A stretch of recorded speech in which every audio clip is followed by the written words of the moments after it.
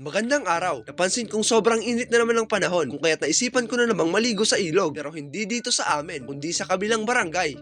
Nang ako'y makapaghanda ay agad-agad na akong umalis. Nandito na ako sa barangay San Jose Mercedes ng Eastern Samar at ito nga pala ang tinatawag nilang pasak.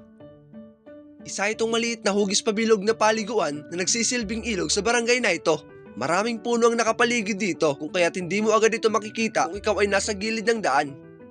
Pagkarating ko nga ay saktong papunta dito ang agos ng tubig kung kaya't mapapansin ninyong maraming dahon ang nakakalat sa mismong ilog.